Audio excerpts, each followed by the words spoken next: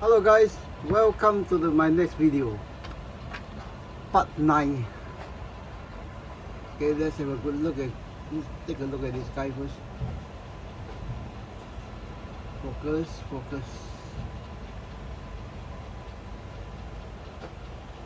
Okay, since that last posting 1 hour ago on my YouTube channel, I with 71 subscribers. Thank you guys. Okay, so one hour,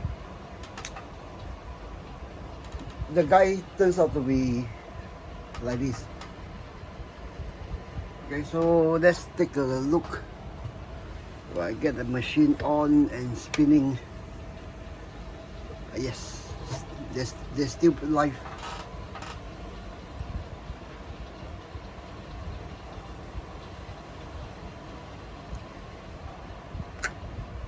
Okay, what I had on this guy is a Royal Hong Kong Police cap, a flight suit, a rhodesian vest, and this mag pouch from this guy's box. Sorry. From this guy's box. Okay. Of course, this one, and put back the original boots.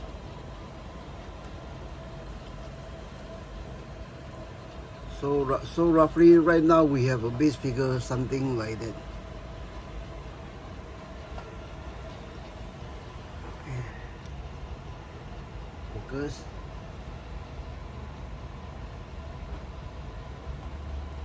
The face, the beard is actually untouched, but I had a minor accident when I was putting on the boots. Now to get the boots on, to get this pair of boots on, I use a single oil. Then, as usual, it's a feet up on the bed, eyes on YouTube kind of affair. Got the boots are filled up, I think about halfway on one of the boots. Then as I was slipping the boots on, the oil actually came out. I managed to catch most of the oil on my stomach. My top belly. And of course, some when I was handling this one, some actually ended up on the face itself. Okay, which I will slow it down now. Okay, this is actually the face with some machine oil.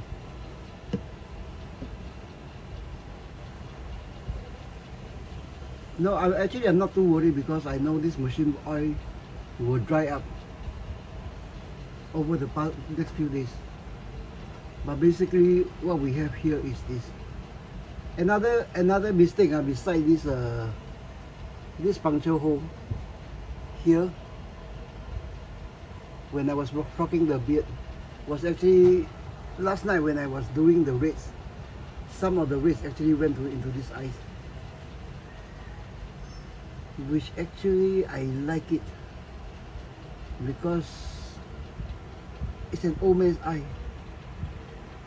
Sometimes both my eyes look like that. Okay, stabilize, focus. Okay, so enough of the figure. Okay, for the past hour, I managed to take a shower, which I will need later because of the oil. So for the past hour, I managed to clean up this section, made my bed with my cat Oreo coming in for inspection, and forget to put back on my jersey. Right now I'm actually bare chested.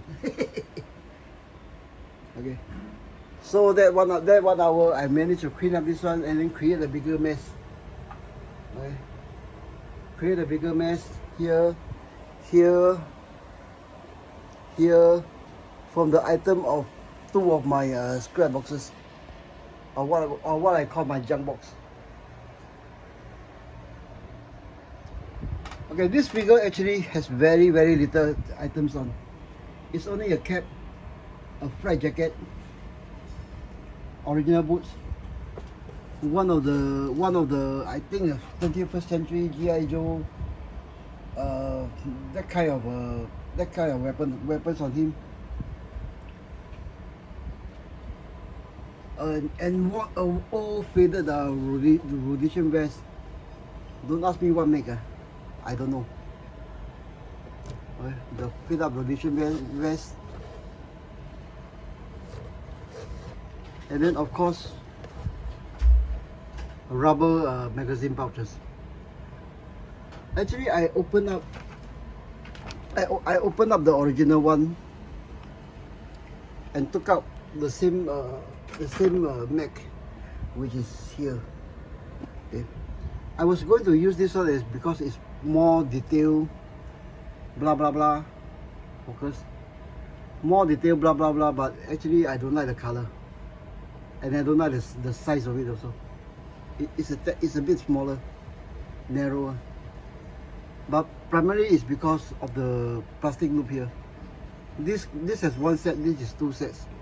And then this one is actually tie on to the molly with I think I still have it here, or did I keep it? I think it's still here. Messes, you know. Where is it? Maybe it's go on the table. Okay. I tie this thing to the molly with one of these wax cords. Just a simple tie, then the end the knot itself is dabbed with some super glue. So we come to this. Okay.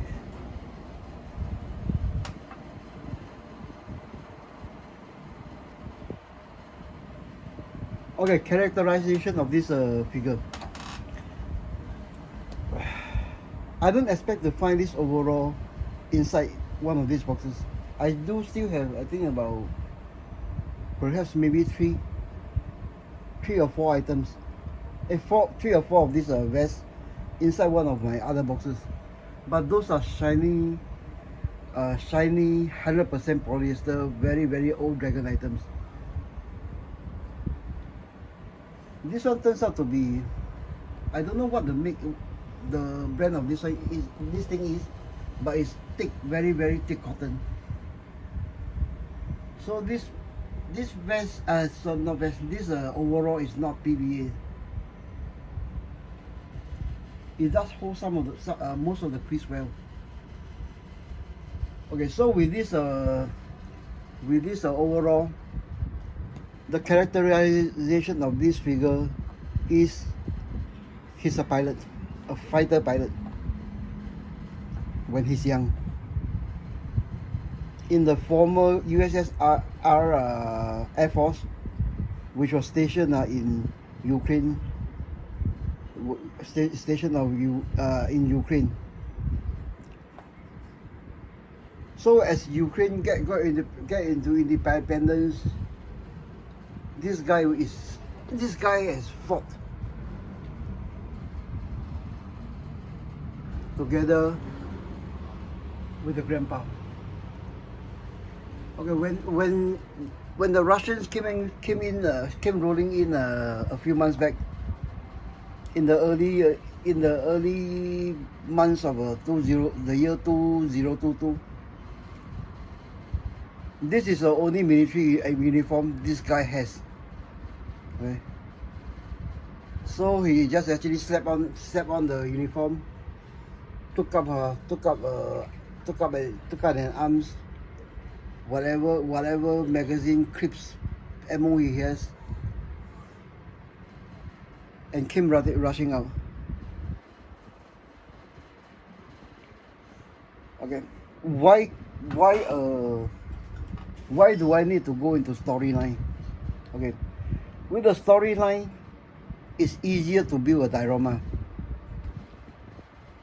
But for me, why I get to naming figures like this, moose, the I still haven't put on the necklace. Naming this guy moose, this guy goose, this guy copper Ellsworth, this guy the gunny.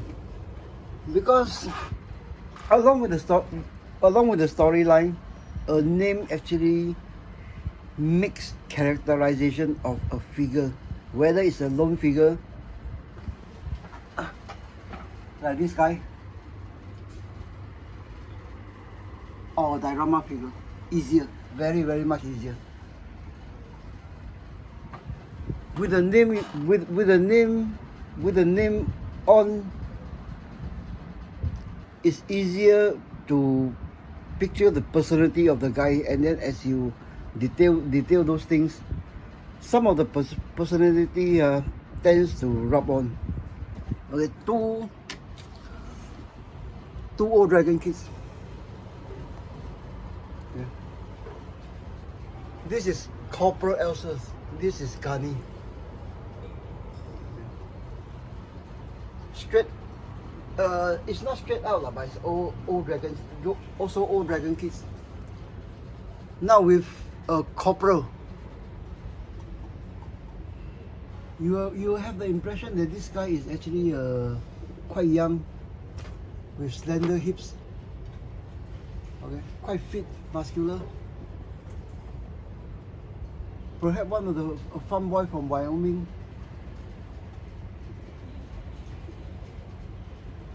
Went into service. Still have that farm boy feel to it when I start to build this character, gunny and all sort. Okay. Maybe starting out with this unit, then went on to collect patches as he moved on up the ranks. Okay. This one is not Ranger. This is definitely Greenberry, but he has trained with Greenberries. Oh, it's easier to get the personality built in. So being an old sort, it's easy for him to be sleeping on the tarmac.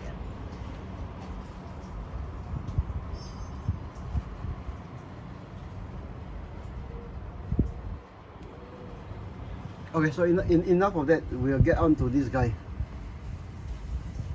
Okay, we'll get on to this guy. So I'll sit you guys down again in my cradle while I do my usual zoning out, getting the workspace centered and putting things away. Give me a few seconds. Okay, so take this thing away, this one back to the box, clear off some of the items, weapons go here, the items that I took out, I will just create a bigger pile over at the bed. Okay, actually these are some of the items actually I put on this guy, took them off because I don't like the feel of it. But this flight suit is actually among the last item I came upon. So this one, okay, we'll keep this thing here. Oh, we do have some extra hands here. These are also the boots. They're actually fish out, hoping to replace the boots. But that boots turns out to be a Wellington style of boots. Usually you see farmers wearing. Okay, so we are reset and ready to go. Okay, think of some of these.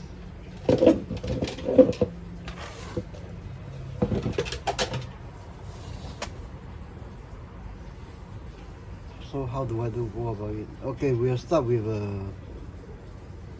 the bottle of wine. Took this out. Okay, for business. Actually, I don't go around buying those you know, those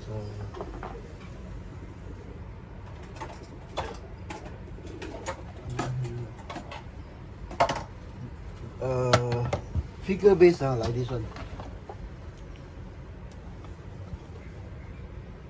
Platoon TM 1986 Orion Corporation.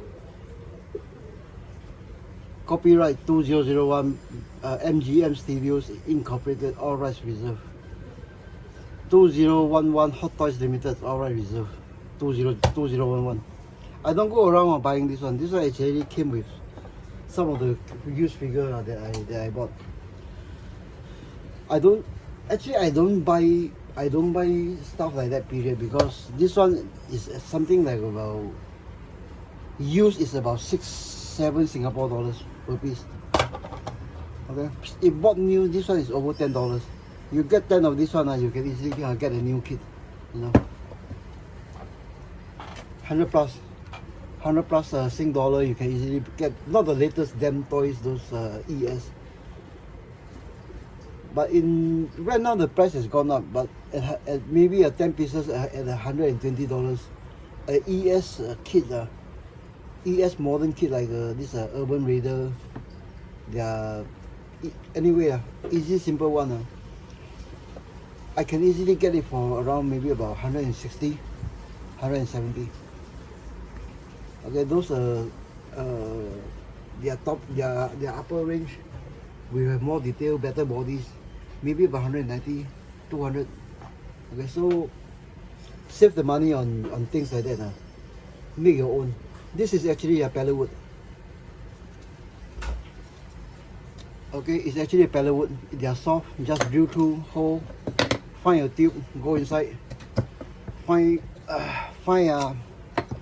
bend yourself some wire. This is actually not those high tensile steel. It's actually a soft steel, soft steel wire. Double loop it. Okay, like that. Then this one is this type of this manner of doing things. You can do it with. Give me a second. I turn around, grab one of my multi-figure ones.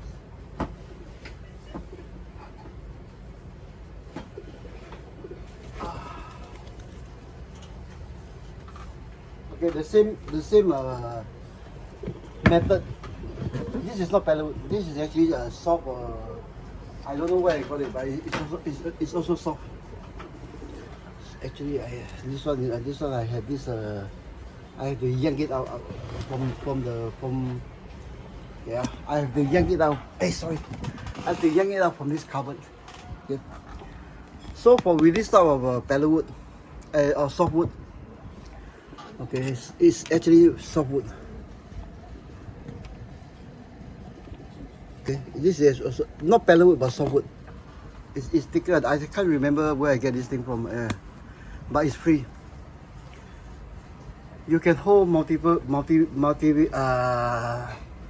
figures closer together to save on the shelf space.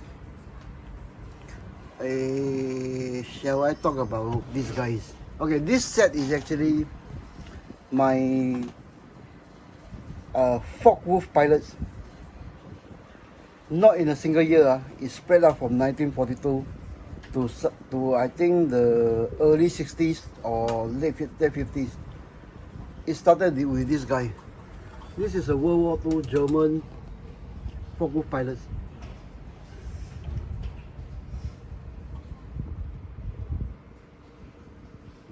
Okay, then the next guy that happens along is this guy, a French flyer. Okay, a French flyer. He volunteered himself after the war to fight for Israel. This thing, I think I have it dated in 1942, 1949, something like that. This is a Mickey Rooney Headsculpt. Okay.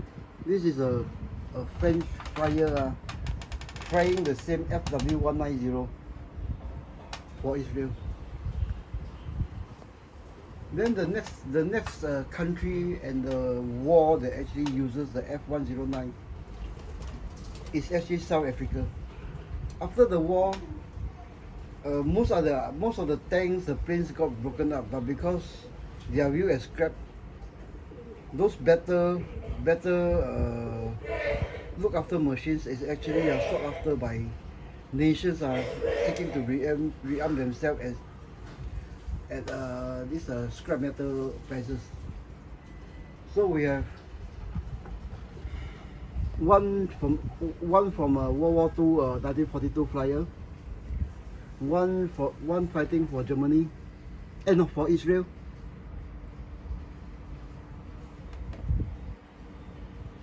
And this guy is actually I think I posted this guy under the label flying with underwear in South Africa during the later part of the no, the later part, yeah, it's the later part of the Bush War, where the last few F190 is still flying, the Focke-Wulfs. Okay, the altimeter is broken. Its O is broken, so the solution he has is actually altimeter on his wrist. Flying in underwear. I think I posted this guy in military figure call, I think. Or if you can't find this under that title, look for it under my James Pang scratch building kit bashing in my Facebook group. But anyway, how many guys is doing 1.6 flying in underwear figures? Just type a 1.6 flying in underwear figures, and then you'll get to the full view of this one. Then obviously the last guy is actually a grease monkey from Fast and Loud, the Aaron Kaufman. This one is set in the early 2000s when the TV show Fast and Loud is quite hot. Then this guy actually is also flying a FW190 in the US as a collector plane. Now I know in real life there is very few F190 flying. Then the chances of even a guy like Aaron Kaufman owning a F190 is practically nil. Okay, but anyway, this guy is actually not completed yet. He's in what I call a dry fitting stage. Okay, Aaron Kaufman still spotting the old not the drill one, but the PVA and PVA good fibers. Okay, when I build this thing, I most probably will pull up all this one, and yeah, you see, there's a crumb already coming off.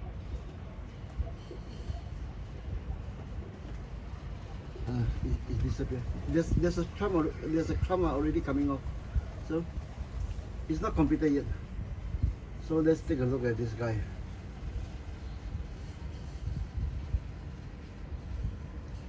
Down to his Crocs, a pair of Crocs. I still have to work at the knee areas to get it more convincing, but he's wearing a pair of Crocs. Again, with these three guys has no name. This I know is Aaron Kaufman. From his TV show, I know his character. So having a pair of Crocs on him adds to the personality building of this figure.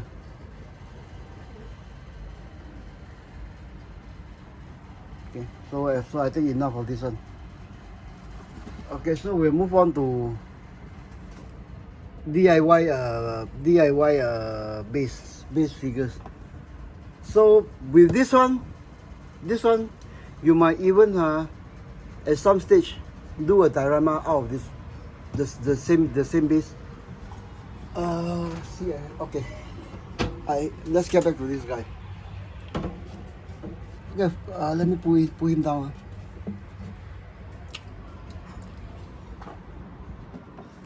Okay, this guy is also on a DIY base. Originally,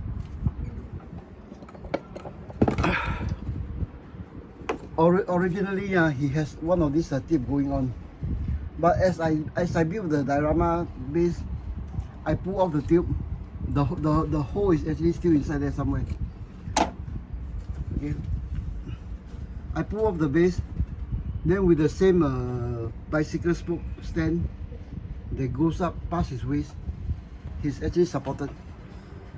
But you can build a diorama base from something like that, you know. But this diorama base is not built for this one. There's a lot of similarity between this base and this base, from the tarmac to the side turf area with this tree trunk and this one. It's because actually this simple diorama base is actually built for a couple else's. So when I added another figure, I built a new one and reappropriate this one to support this guy. Okay, this guy is actually a real person living in France. He's a retired retired security forces. Shot in the chest a few times. Now he's doing airsofting as part of his keeping fit. A real Frenchman. Okay. But you can build a diorama base on something like that. So give me a few more seconds while you guys look at my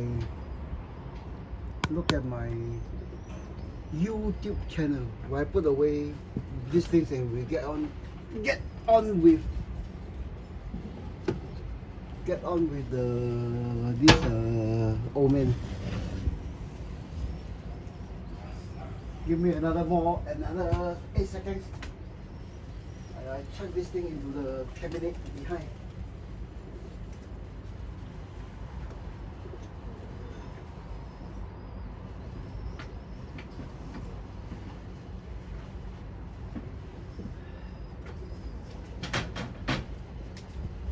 Okay, that's that.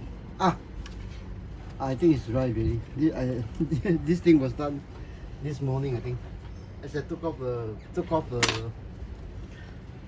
the boots and this pants from this guy.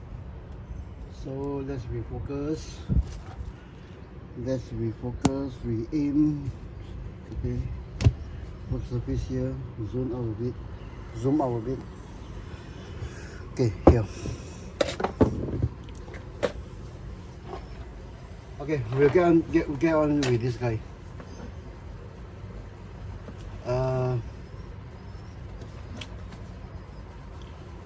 Okay, on that part 8 I did part 8 or part 7 I did mention this is not supposed to be illegal.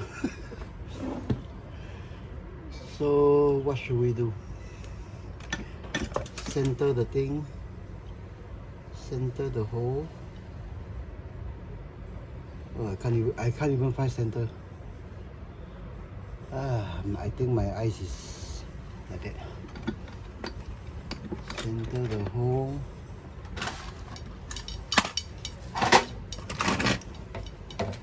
Chew it out a bit.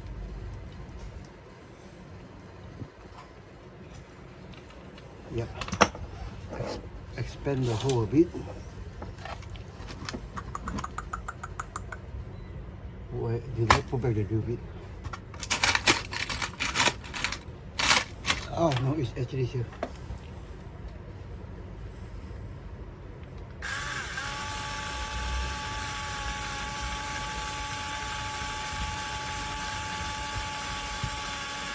No, actually this is actually a solid clear plastics. I don't want to go overboard and create a murky mouth section.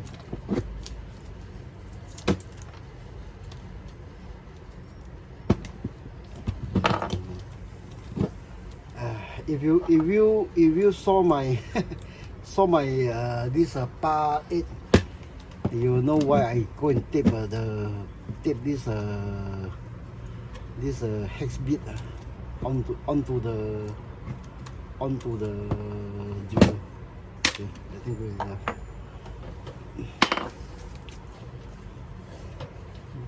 Okay, now we hollow out the rim a bit.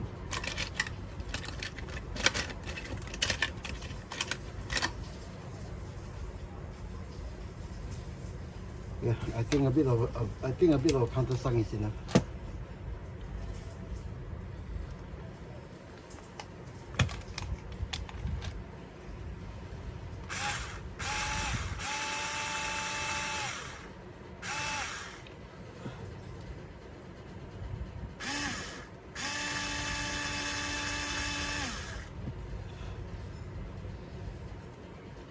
Okay, this countersunk is not actually for detail, it's actually to hold glue.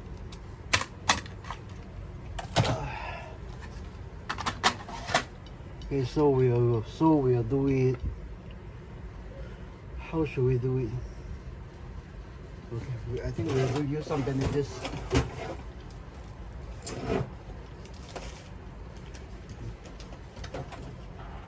We'll use some bandages and perhaps some PVA with super glue. So how do we do it? It's going to be Molotov cocktail. Okay, so roughly that's all we need.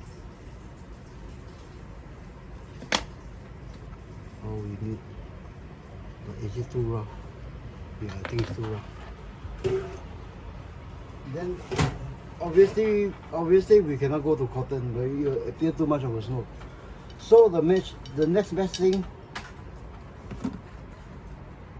toilet paper. But toilet paper also create a problem. I can't tack it on here with super glue before I use this one. So never mind, we'll do it. Toilet paper, the economical way.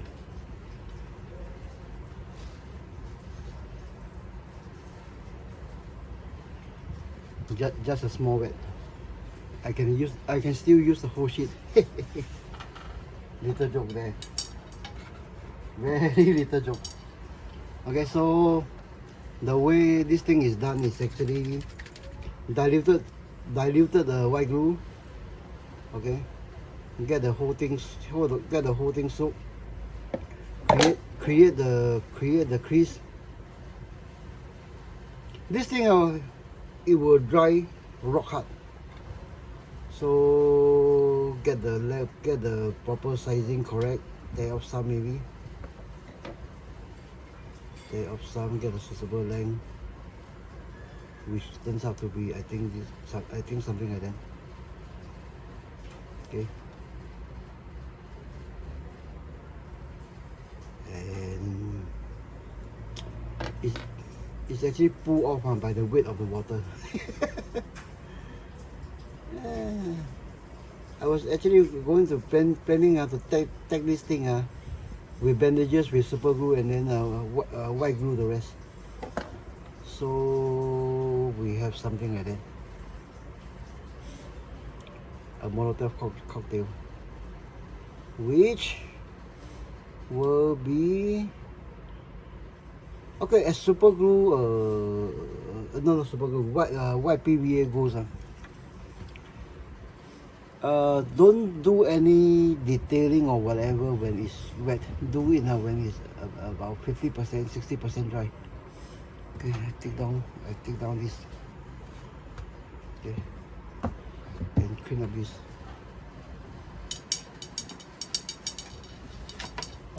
Is there any use for this?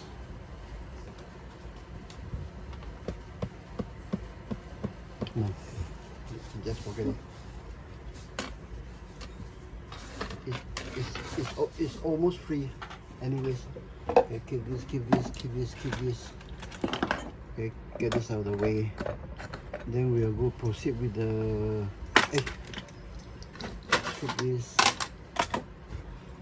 keep this out of my elbow. It's out of camera, but it's not out of the elbow. So what shall we do next? I think we'll proceed with some weathering of this one. Then we'll call it good. Then later I need to run some errands.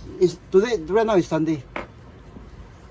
Okay, I need to run, not errand. Actually, I need to run about with my family because it's Sunday. They still haven't decided what to do. Even if they stay back home, maybe I'll go to the supermarket, buy some food and cook for them. Mutton curry, maybe chicken curry,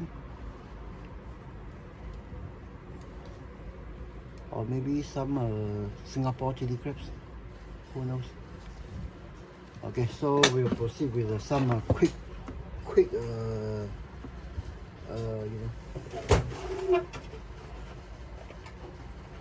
Okay, where are my stuff? Okay, a bottle of I think better get this thing out of the way. A bottle of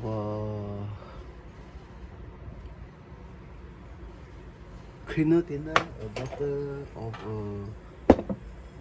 of cleaner thinner, a bottle of dirtier, milky thinner, my usual DIY washers. And if we need to dry brush, we'll dig out the pins from there. So what shall we do? Okay, I think we'll do a number on this. Now I'm still using the original elastic strap. Okay. So actually to preempt these straps are actually goes bad over time. It lose the elasticity. So actually to preempt the thing deteriorating, actually I apply washers here. Okay. We'll do that at the last stage, but while I bring out the good wood grains. Hopefully.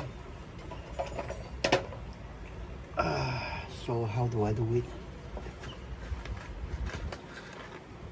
Stir, of course, some cups.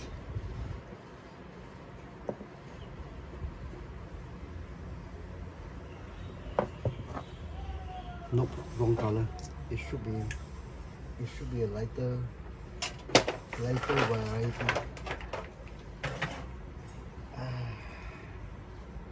I think let's go crazy. Go for this.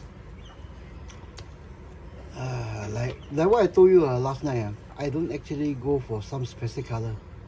Okay, because I do this sort of thing all the time. A brown dirty stick into a what is this? XF4 yellow green. So nope. It's still not fully stirred.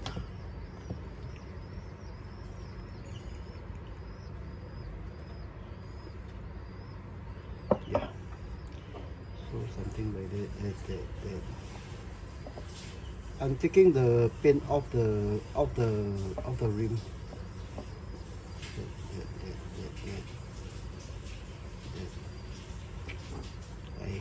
this is unstuck. There's still too much what we call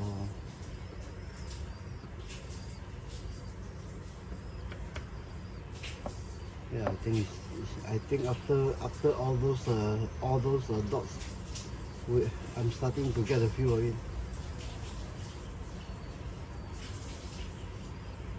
Okay.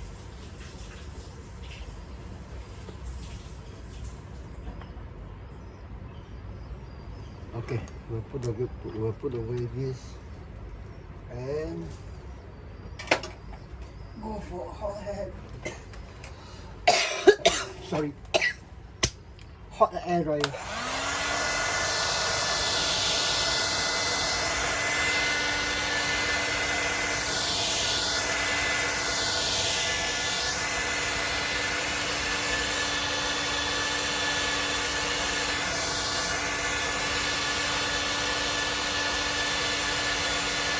Oh, I see.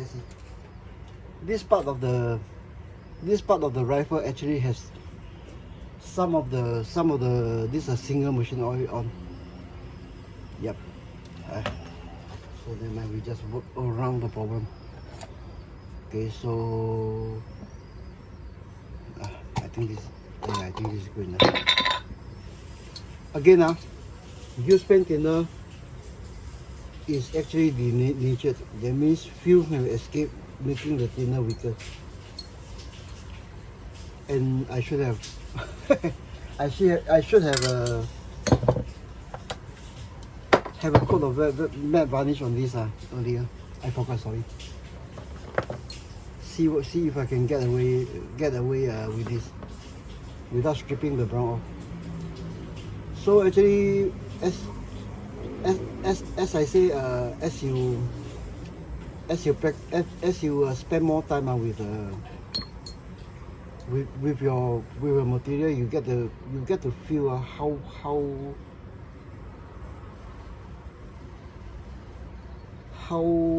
what you can get away with, basically. Nope, the yellow green is too pronounced. Yep, it's too pronounced. Okay. So, okay, since it's too pronounced, let's do away with the brush and go for a Q-tip. Okay. But Q-tip holds a lot of liquid, so we brought it off. And it's dirty even before it touches the rifle. So, Q-tip. Normally this is actually done with oils. It's having a chemical reaction here with the single oil part. Okay, some wood grain. Introduce some wood grain into the wood. Yeah, the single oil is playing havoc on that part of the stock.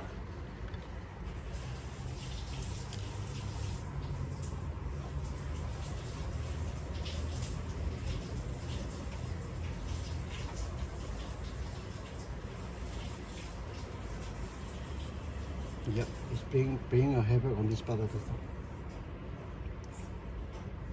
So we need more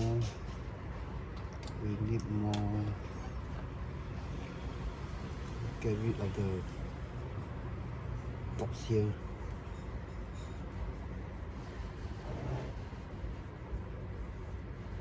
Okay, so yes, this is the effect I want.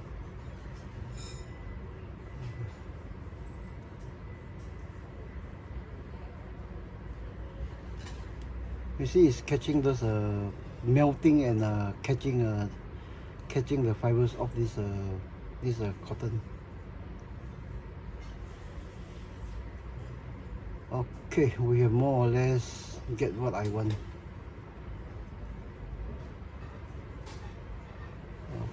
Okay, so we clean up the oil from here, then go for the rattle can.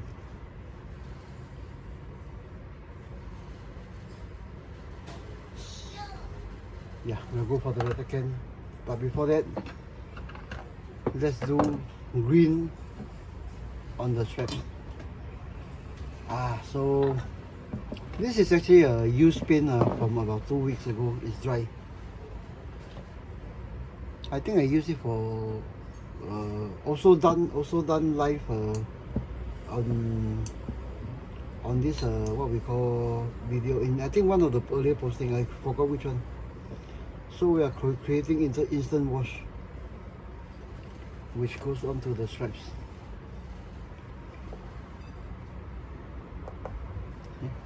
It goes onto the strap. Maybe a thicker one.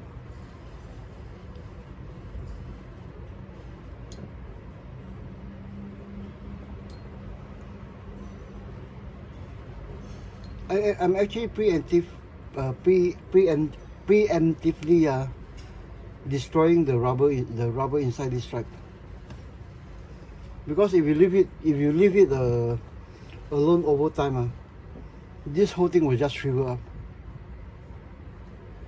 So right now it's actually a controlled demolition of the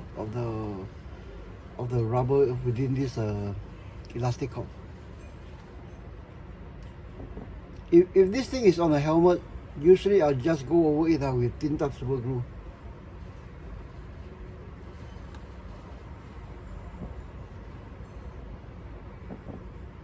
You think about it, this thing once is on the shelf, you come back to look at the figure 1-2 hours, not 1-2 hours, 1-2 years later, it will be gone. So might as well do something that you can control right now while the strap is still in a good condition.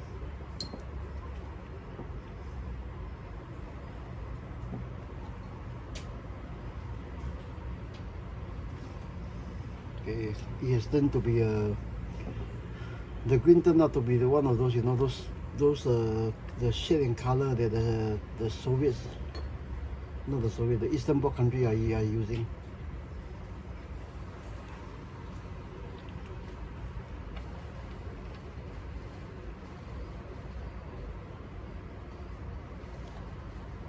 Okay, let's go for the other side.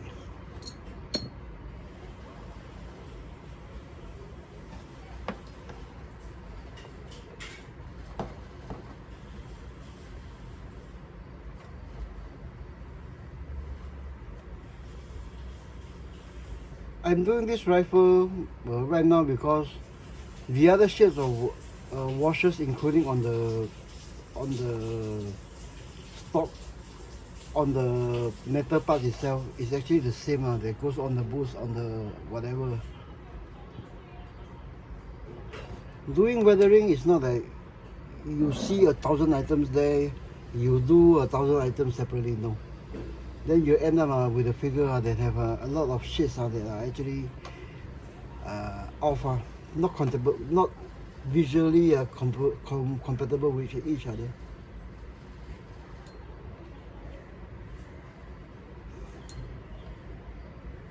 Okay, so we have some sufficiently more thinner than pins onto the elastic strap.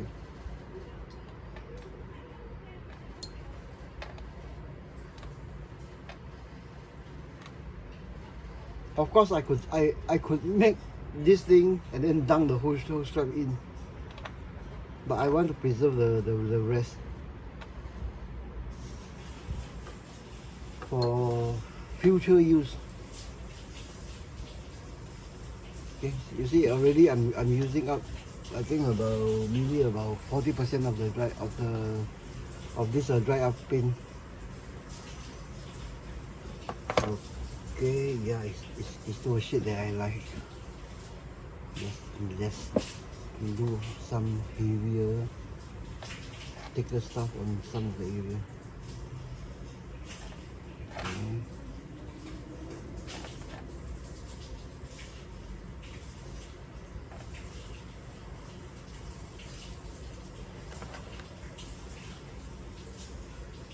the inside of the loop.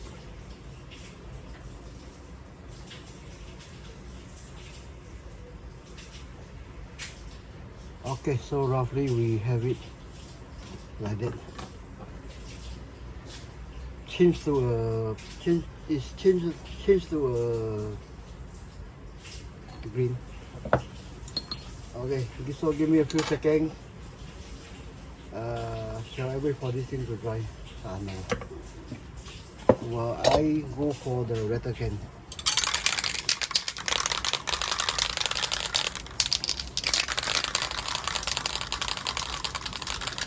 Do I clamp it? Okay, one proof of this is actually a 21st century item is because the barrier is not the barrel is not hollow out.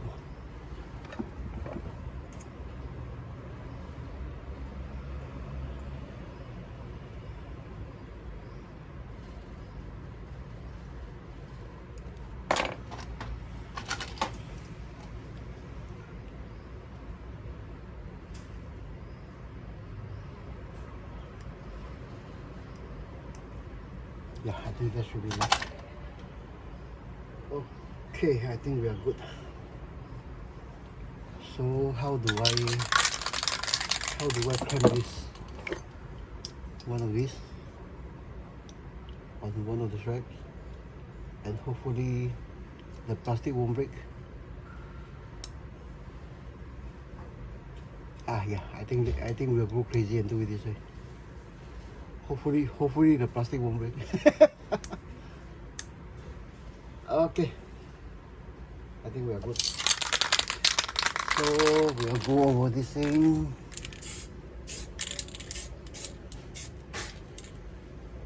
Okay, go over the stripes also.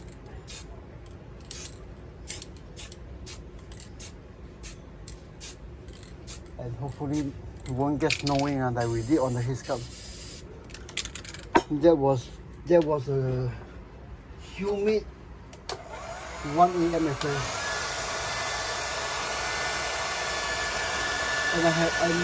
And I had the AC on.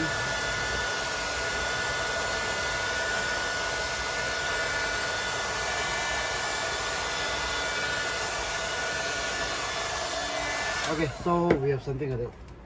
Okay, the next color that this thing I don't see the need for it is actually silver. There's no need to go for a gunmetal silver to go over this one or whatever. I'm using basically a chrome silver of a Daiso platinum paint marker, 中质油性, okay. So will this brush do? No. Let's look for instead of a horsehair, a pig hair one. This, oh no, this is the same one. Oh no, it's not the same one. This is actually saber brush, horse hairs. This is actually pigs. Okay. And as you know, I don't actually take care of my my brushes. Okay, brought up some, then go over the metal parts.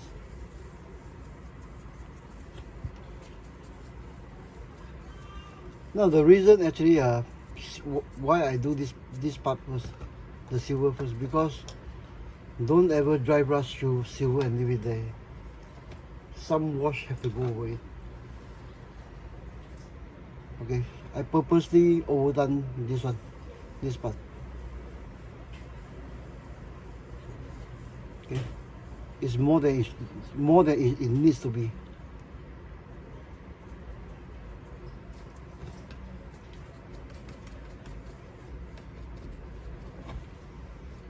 Then obviously doing this, some silver will be on the wooden frame itself.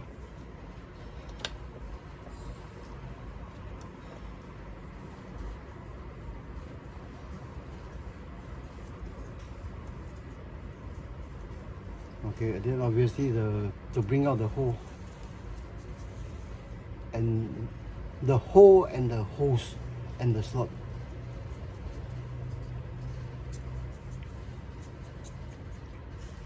Again, whenever I'm doing this, right now on YouTube, even in Facebook, don't over weather any weapon. No matter how muddy, how dusty, how crap the situation, a rifle needs to be maintained. Okay, so that's where actually nowadays why so many people camo their rifles, because with a factory, you know, those finish in the field, when you clean up when you do cleaning up the rifle,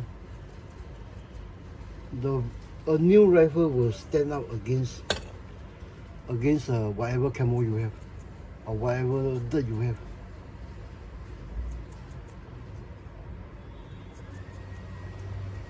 I don't know about other countries. In Singapore, even when I was serving the army,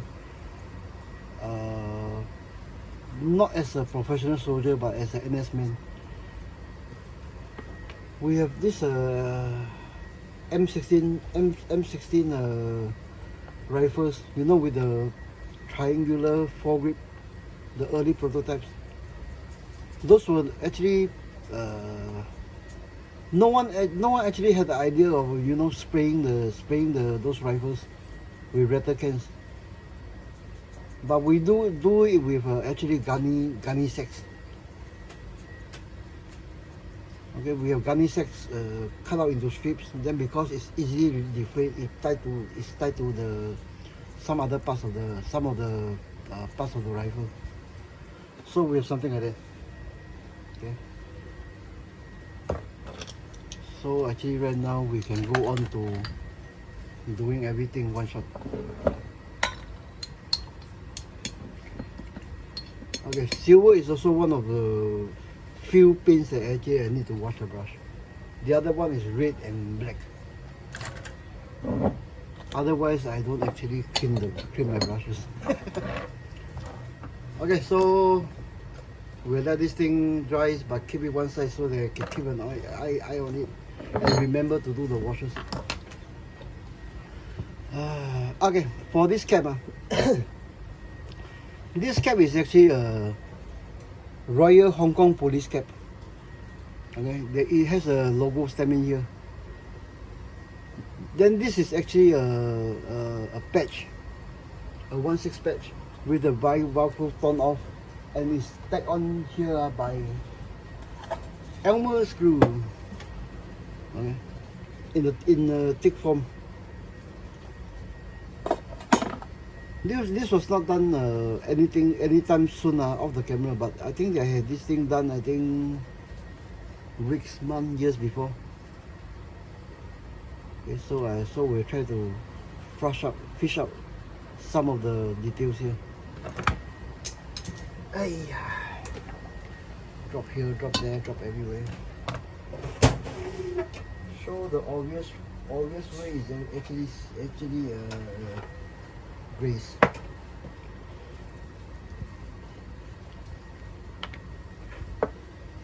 This is one item. If I miss out, I have to, you know.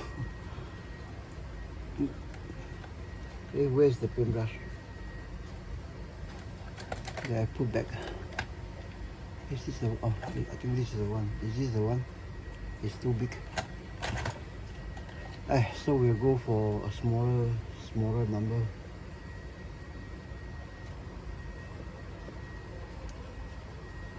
I think that's all we need.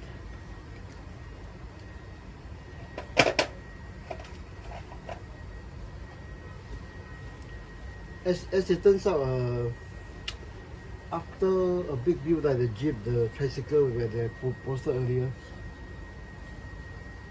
and some of those, you know, those 8-figure diorama, 6-figure diorama, I'm actually running out on my stock of paint inside the drawer. I think I have to visit the Tamiya soon again.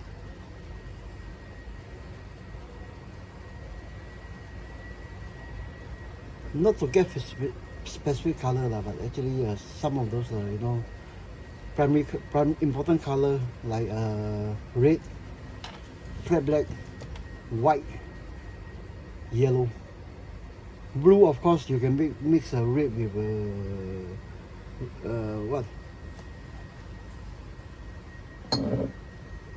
what am I talking? Okay, blue actually you can mix yellow and red, something like that. Can't think at the moment because my hands are busy. Okay, bring out some of the detail.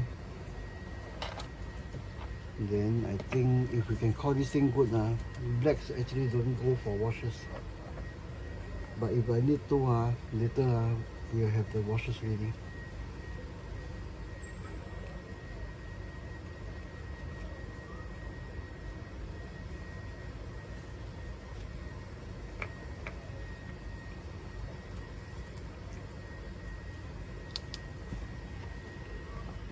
I think while we're at it, we'll do the boots also with this gray.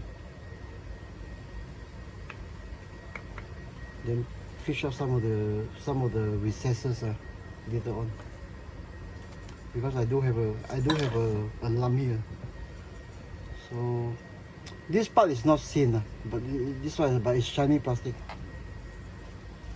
So some random. But not this part. This part is usually really plastic. So get the edges, and we have something that looks half decent. Okay. Okay. Now we go for the boots with a good brush. Good. Oh no. Where is the brush I threw? I think I touched. I think I tore off the fuse from the cocktail. I know, is it? Yeah, I think I tore off the fuse from the cocktail, which I shall put it back and get it further out of the way. Yeah.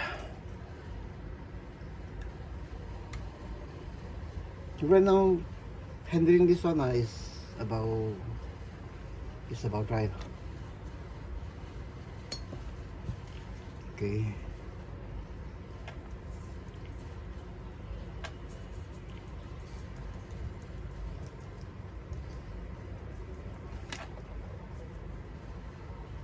Now I have it too thin. So instead of the same black one, maybe I go for a lighter gray. Oh no, I still have the same water.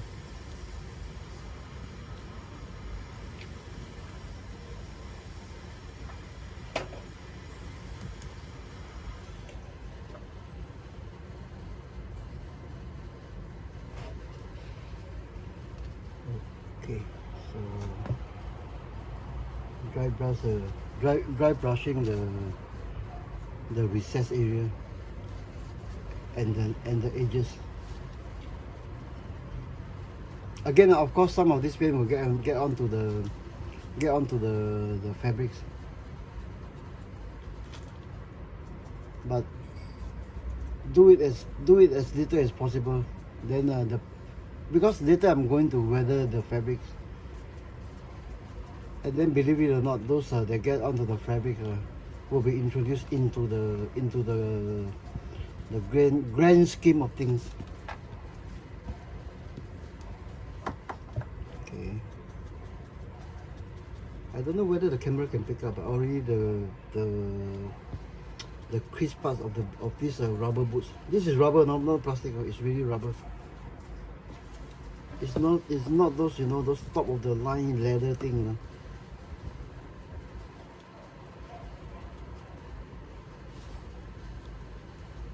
Usually I go for the sole of the boots also, but because this one is to be left standing, so I just forgo that particular part. Aye.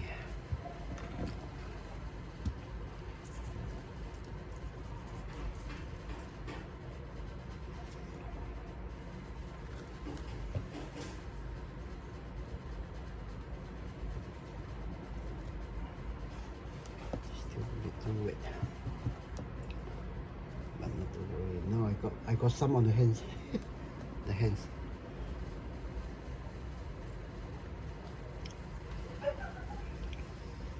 Then of course to finish off the boots, the edges of the heel, of the sole, sorry, especially the heel.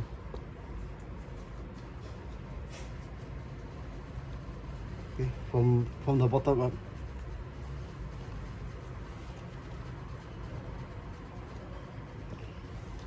So try to pick up as many relief detail as possible.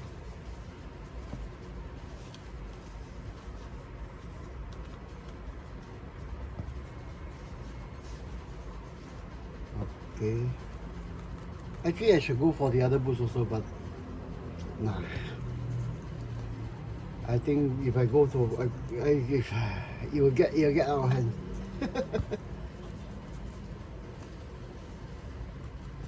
Those will have to wait for the overall weathering. But mostly because I can't remember, and actually I can't see what I had on them. Okay, so that's good enough. So since we have that ready, we'll throw away this one. Then we'll go with the weathering. With the weatherings. So 1, 2, 3. Basically, we are going for two sheets. This tree has dirty used thinner inside. Various color, I don't know. But basically, we have black here, and brown here. It's supposed to be horrid, but it's still brown. Okay, so we have, like what I said, a little black goes a long way. So a few drops with lots of thinner. So okay,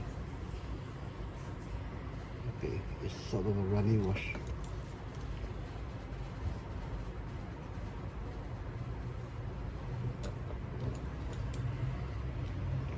Go for the edges. Let the pins go into the molded relief. The idea is to make plastic look like cloth.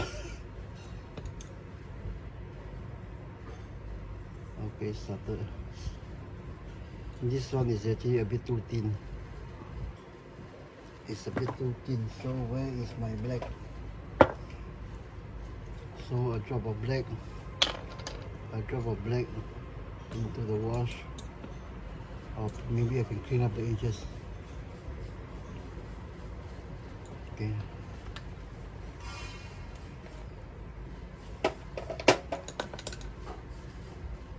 Yeah. So the sewn line here. No, I'm going to weather this one, but I'm not going to use black. Only if I need to touch up some particular part after everything is said and done.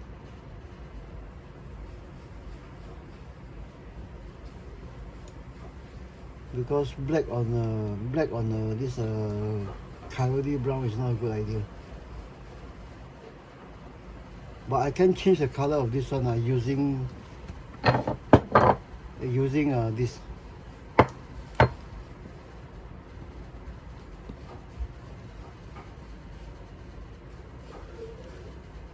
Okay, the seam line, the molded cloth.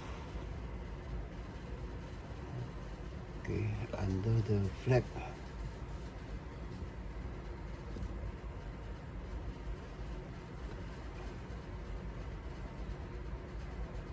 Okay, so at this point At this point, I will sponge off the black here.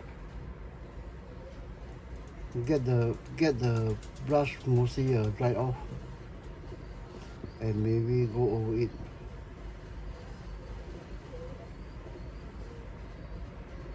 Once over,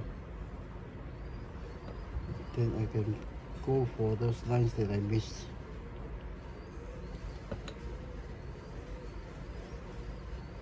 Oh, doing this and talking is actually quite hard. No? But if I'm alone, if I'm alone, doing this off camera is actually very relaxing. It's actually one of the best, one of my favorite things to do. Get a few of this technique under the belt, then expand on the techniques, and basically the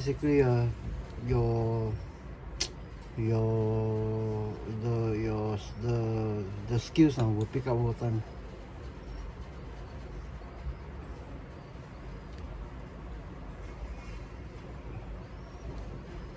But as of right now, actually I'm handicapped by my eyesight. Obvious things like the strap here I can miss. Okay,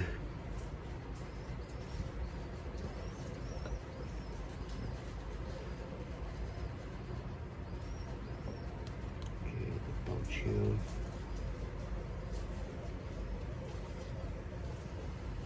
Pouch here, the crease of the pouch, the side. Okay, time to bring out the woven pattern. Oh no, the crisscross of the fabric. Okay, don't overdo the blacks. Black is actually very, very hard to take off. Okay, so we have something like that. Do we need black on other piece? Not at the moment. So, yeah, the weapon itself. Okay, the blacks. Definitely not this one. Okay, where did the black go? Actually, everywhere.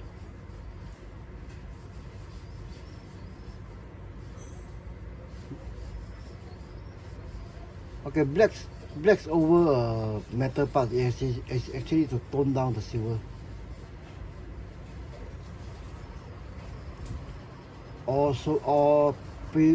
To be more precise, to make the silver look less like rust, but part of the metal itself.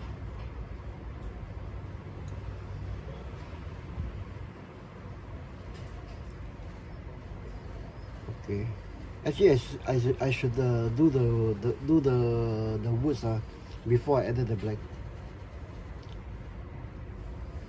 Okay, so we come to the trigger, which I purposely actually overdo it.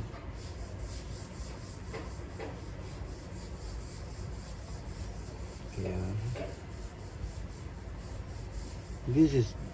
this is actually one of the few times I apply wash all over the place. Okay,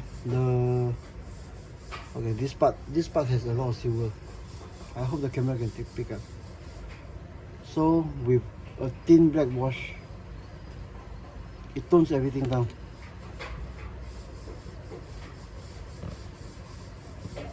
Then you can see the silver there, but it's actually a diffuse blended affair. It's more like a part of the metal than just dust on it.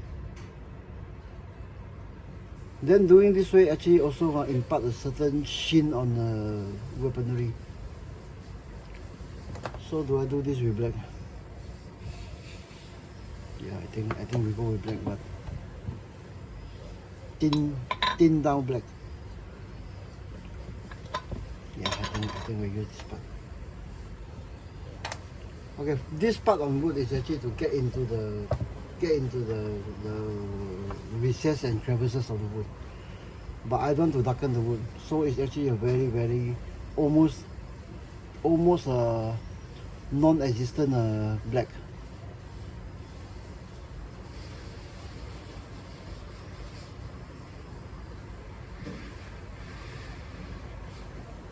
Now the easier method now is, you know, the dots of yellow that I used just now. Do it with oil. It's much easier.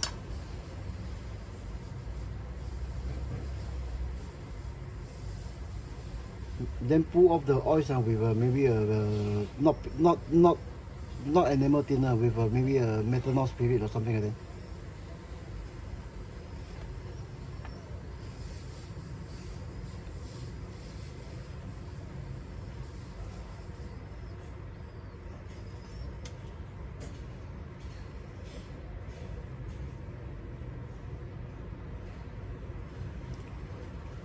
Okay, then the back plate of this silver dry brush.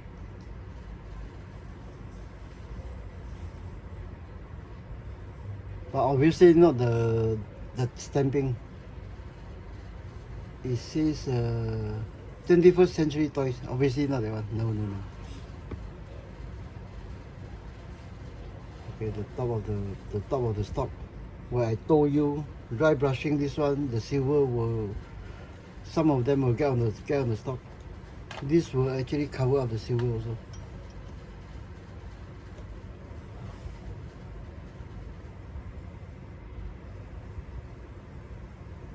Okay.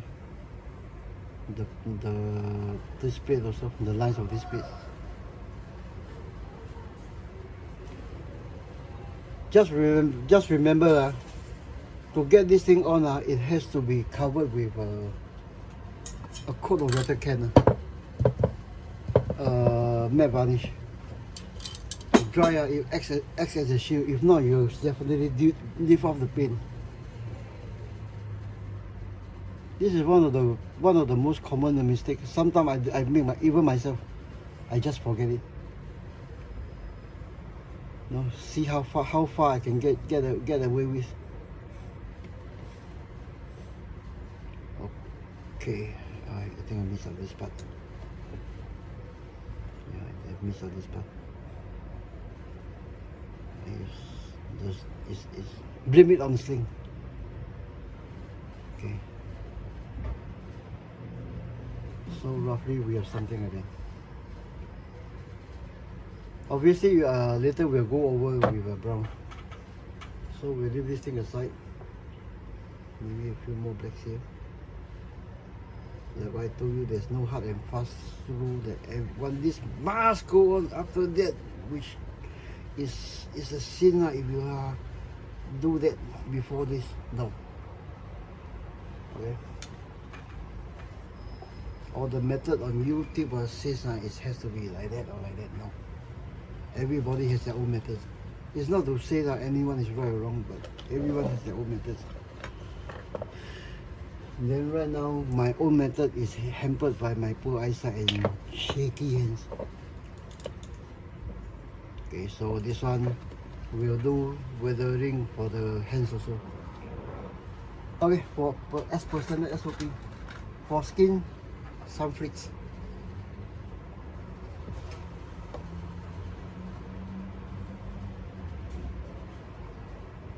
Remember, this is actually what is this? 21st century standard hands, totally unremovable, with very limited movement. There's some movement but very limited.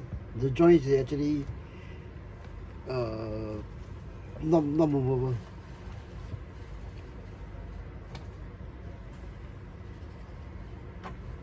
Okay, some flakes. Yeah, I think we need more to this side also. The fingers knuckle itself, and then we go for the recesses, as well as I think basically the whole figure except the head. Yeah, I have to be careful of the beard, which I will get it out of the way first.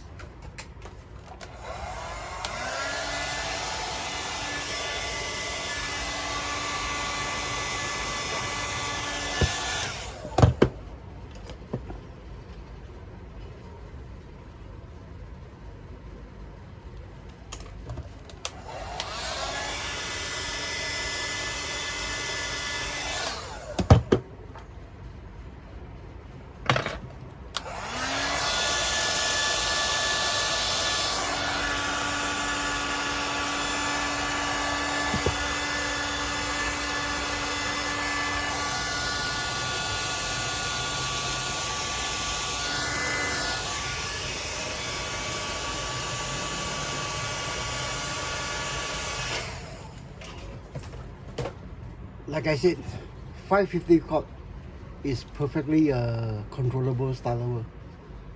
Okay. I think we can even do some trimming later on. Okay, so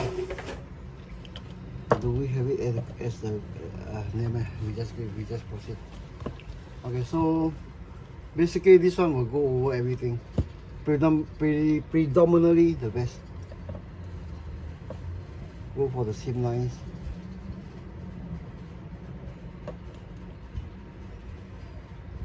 Actually, I could mix up a batch of lighter brown. But no, let's go with this. Sorry, I in the moments like this, I tend to zone out.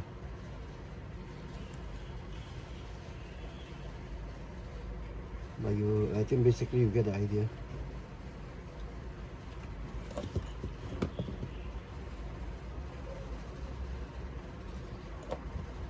Okay, the edges.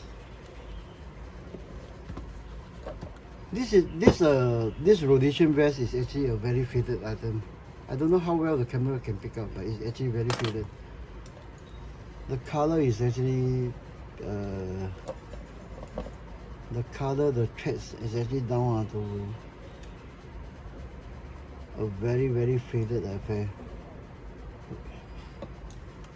And again, I'm going for this same color, but you can change the color to green using a green wash, like this one. Like this one, like what we use for the what was I using there? Memories. What was I using? I forget. It's just about how long? Minutes ago here. When I'm doing this one, actually my concentration is here. Then I'm still not familiar with talking on YouTube, so I tend to zone out. That means my face is blank. Okay, it's starting to pick up the weave pattern underneath. Again, this for things like that, don't use black. Use black after you do this, then you have to pick up certain spots like the inside of the edges to create some shadows.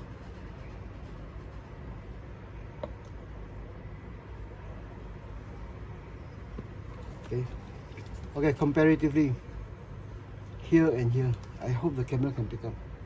It's subtle, but it's there.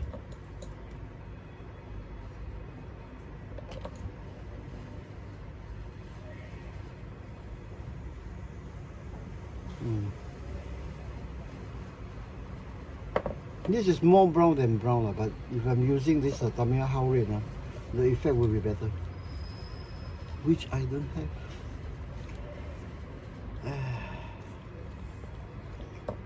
I think one reason my local this Tamiya agent, it's not a shop now, it's actually the Tamiya agent of Singapore, and from what I know, he actually supplies to Malaysia, Sabah, Sarawak, Brunei, Indonesia. One reason hobby paints is in this state is at least here locally is actually nowadays modelers don't use hobby paint. For some reason they see it not necessary to do stuff like that. But when they see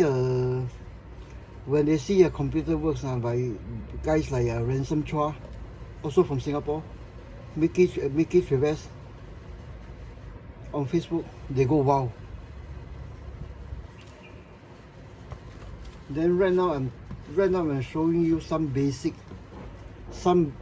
not basic it's actually old school techniques. Get a few these techniques under your belt. Under your belt, then learn a few more techniques, mix and match. Then roughly you can have a better figure with only maybe about 3 or 4 techniques. like frocking, face painting, doing a DIY wash, and then doing stuff like that. You know? Even new, this type of vest with their sew-in nylon threads is actually very, very unsightly. You know why I actually I was there when 1.6 was invented by Dragon.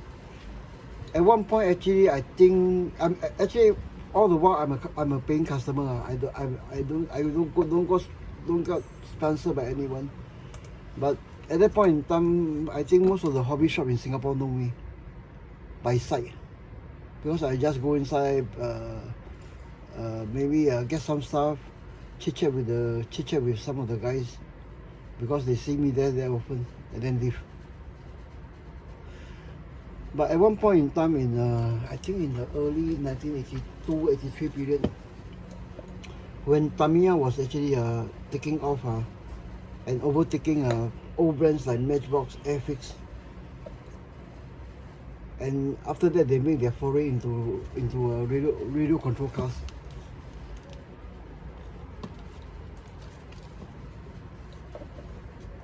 And then this plastic model scale in their line of 1 to 35 tanks, 1 to 35 scale tanks.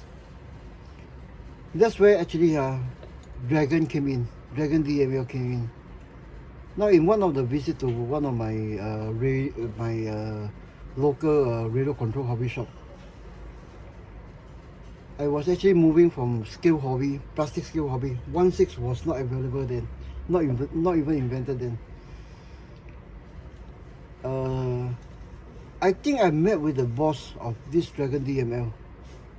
He was in Singapore with a bunch of these 1.6 kids, not those really big one kids. Then when I went in, the shop owner was already talking to that fellow. Then when I came in, he actually introduced me to a man that, if I remember correctly, is I think the boss of Dragon DML Hong Kong. So we have I forgot the name, because I'm actually dyslexic. I can't remember names and numbers. So actually he was on to me about doing things like that to 1.6 scale figures that Dragon DML has invented in about 1982, 83, that period. I can't place the time. But at that time, I give him a big fat no, because I'm moving into radio control. Then, if I'm not wrong, the guy actually came back. Then another piece of conversation, if I've not heard wrong, you know this Dragon in Dreams DID. This is the second session I met up with this man is actually I think years later, after Dragon DML has got off to a rolling start with their 1 to 35 scale. They are moving into 1.6, or really moving into 1.6, or had moved into 1.6. I can't remember. Then at that time actually I was rushing to get some items and then go back home. Then the conversation that I pick up but never join in is actually Dragon is going to start a new premier line, which I suspect is DID. Then for DID, I know some of you guys from DID is watching on my YouTube channel, on this channel, and then especially on Facebook. Is it true you are Dragon DID? Dragons in Dreams? Because at this point I'm actually not interested to find out or do any research on useless topics like that.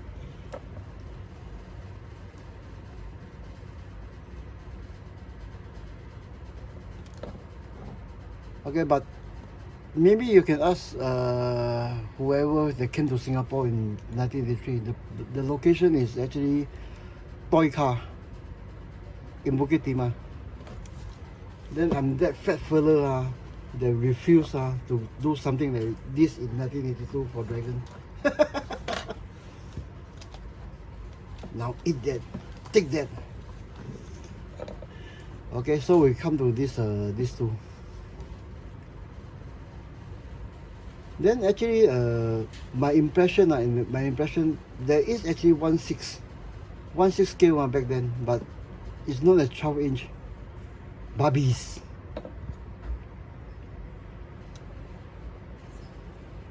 Okay, actually all Barbies.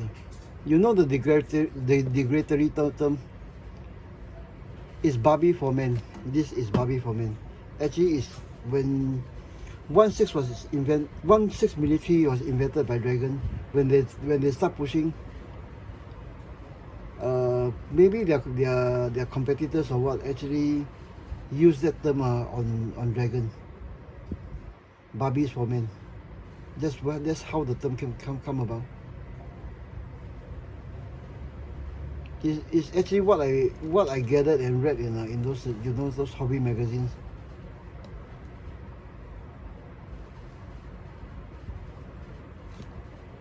Because Dragon is opening up a new market.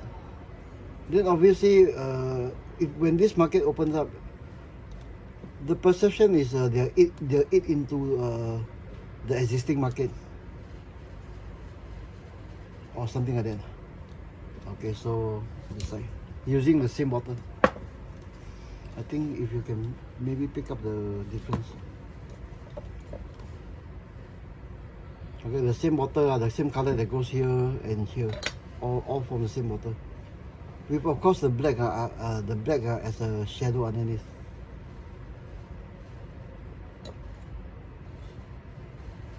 Okay, so for this small pouch, a total wash. Then for this one, here and there, but especially the molded the seam lines. And then expand on the black shadows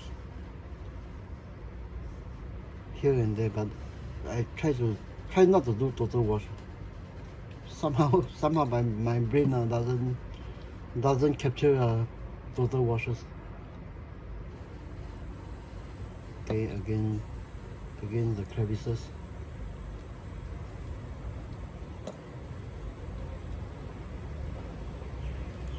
My mind actually still has yet to understand.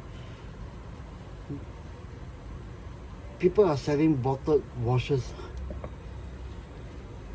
It's something when I returned about 3 years back and I saw it in the shelf. It's something I can't understand. The other one I can't understand is actually, you know, those something like a makeup set that actually people use to do faces. That's something I can't understand also.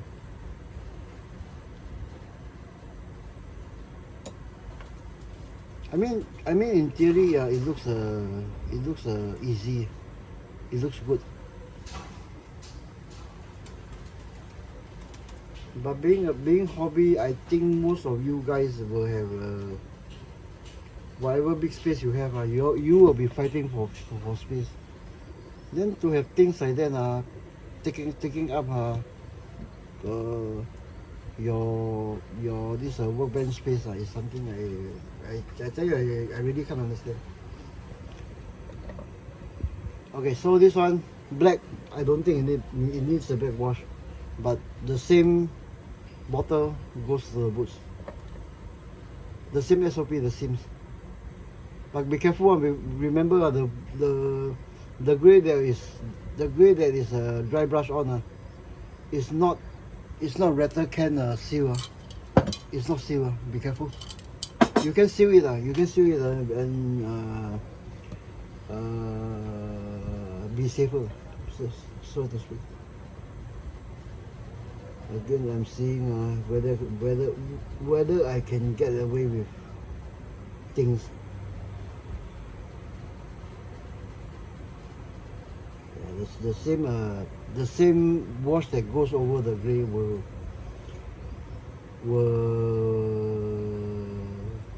make the dry brush gray behave a bit different.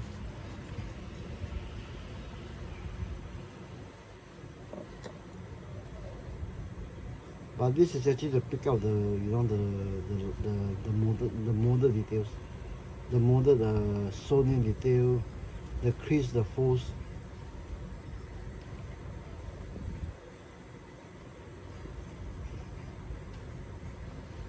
Okay.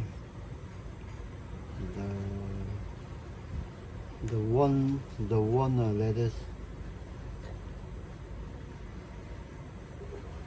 Okay, so I think we have it here. Yeah. So the next one is I brought out this brush to a damp state. Then I do the uppers.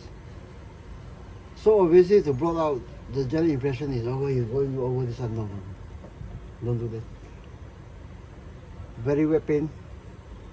Blot it out this way. Use it on the other details. So when you feel the brush drying out, go over the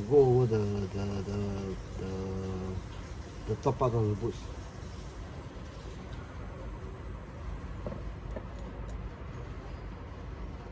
This is actually how I brought up my brushes off camera. With not even items that are already on the figure, no. Things like that, no.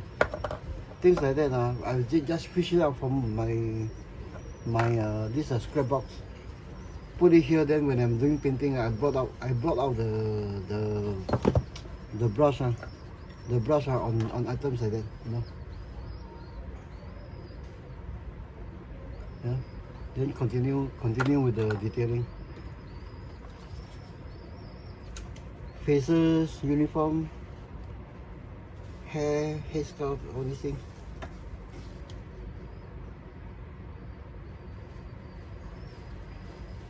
Okay. So pick up on this line.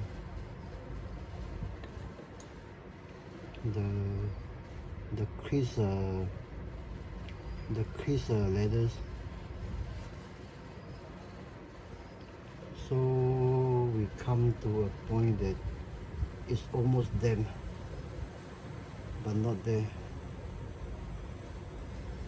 But because this is actually the nurtured, the weakened thinner, so it's actually weaker than straight off the bottle thinner. So basically, do we have tendons here? No. So we'll go over some of these again. Go off the brush, yeah, and then go for this side. So basically, yeah, I'm pleased with this.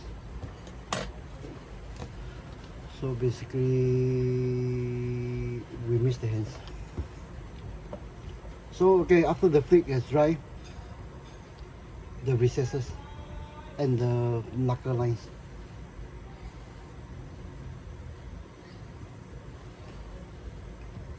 Okay, the recesses, the knuckle line, the inside there's to create a shadow. I know the palm of the hand is supposed to be whiter than the back of the hand, but this is actually to create a shadow. Okay, something like that. So the same thing with the blotted damp brush. Okay, go over the lines of the hands this way. Subtle, but you know it's there. Then it's sufficiently dry. Again, the total blending, and you have a pair of dirty hands. Okay, the next one you might like to pick up is actually the fingernails.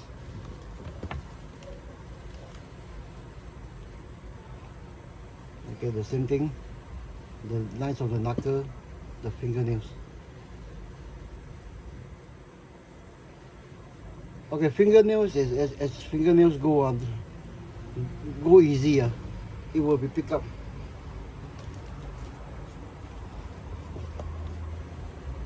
It's bad taste even in models to have dirty black fingernails. Okay, so basically we have it done. We have it done something like that. Okay. Okay. Pick up some shadows from the sleeve down. Okay, we have something like that. But if I want, oh, why don't we go for it? Okay, so right now we are going for the uniform, but I'm worried about see if I can cover them up. Is there a plastic bag I can use?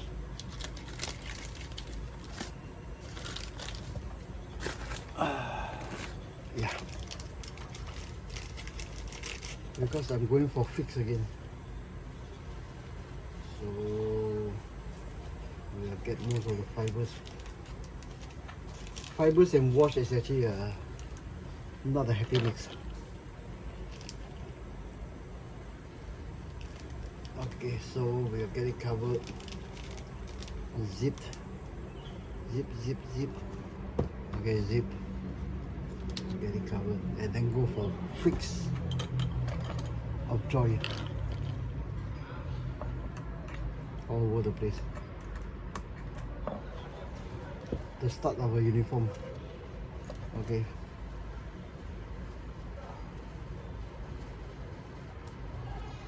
Don't worry if it gets on the other items. After all, it's the same shit. Yeah. Freaking of paint on a uniform. Yeah, you see, there's a big blob here. It's actually a good way to get some contrasting details in. Okay. The same shade that I used for this one. So no worries. After fix, I will go for this under armpit, under the crouch part.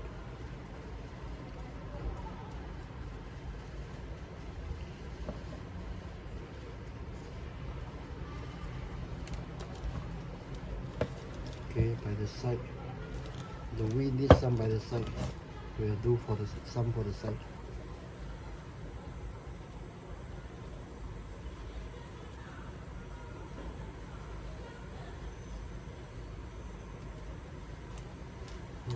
Okay. This is again this is brown.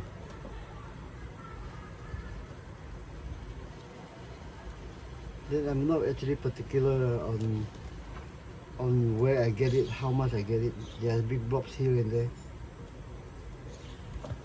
Okay. And the plastic has came off. Shit. So I think we'll try to stay off the as much from the beard as possible. Okay. So we have the browns largely done. Okay, so the next one, again along the same lines. This time I'm not even going to use this one. I'm going to use dirty this paintbrush cleaning fluid, which I pour into here and here. I don't know what color is it. Let's have a look. Yep, I don't even know what color is it. This is green. This is black, greeny black. Okay, so greeny black. Cover this one. I don't know why it's here. It comes from the different bottles. Okay, so black, the crotch area, under the what we call the folds. I guarantee this is not enough. Okay, so this is the first main area to go, under the armpits. I may add this thing to this later. but guarantee it's not enough. Because like the vest, we have all the seams lines to go over.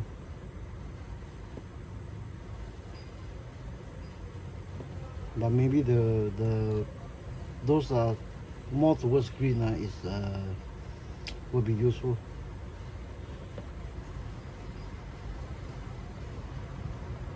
Okay, the folds underneath the pockets, more, especially the you know those the line, this line. It's subtle, but it will be picked up. Okay, the crease here. Okay, these are the big folds. The big folds that I'm going after first.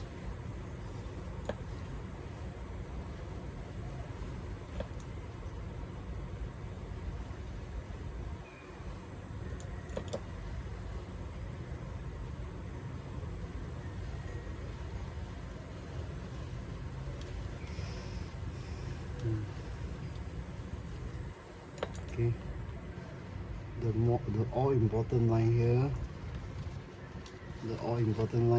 and then by the side of the pants, then by the side. I think, did I do this part? Yeah, I think I've done this part. We'll go to the other part.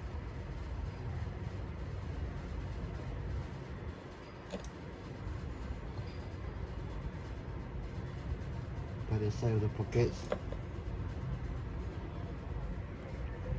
I'm trying to cover the whatever is sewn next.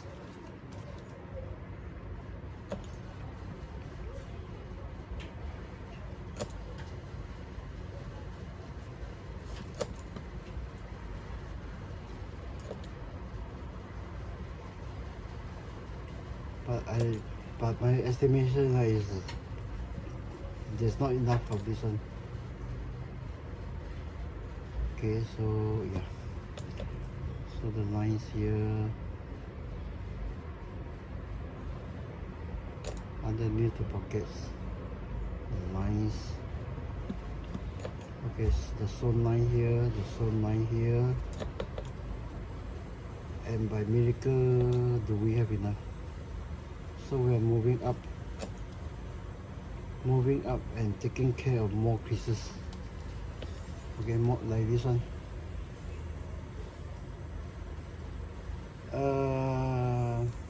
Okay, I think I mentioned this thing only last week.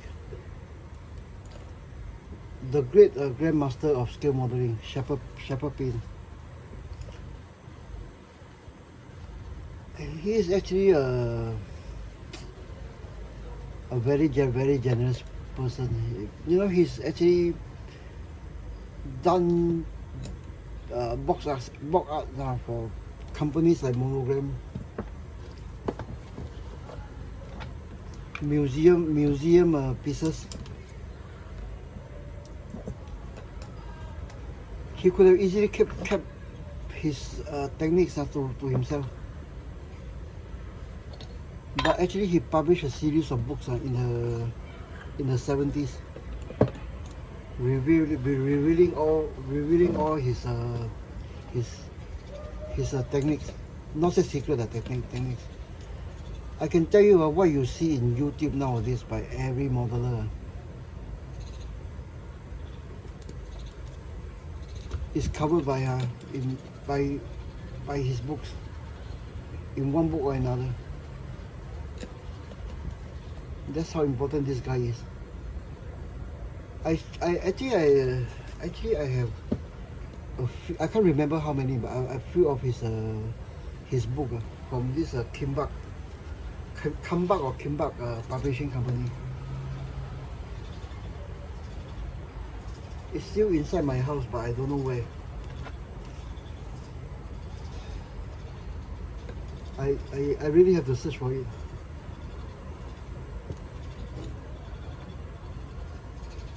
No, okay, I'm zoning out and spouting nonsense again. Okay, back to this Shepherd Pine. Okay, in one of his books, he mentioned that in scale modeling, everything needs a helping hand, even light. Okay, in scale modeling, lighting needs a helping hand in the form of shading, shadows, these sort of things.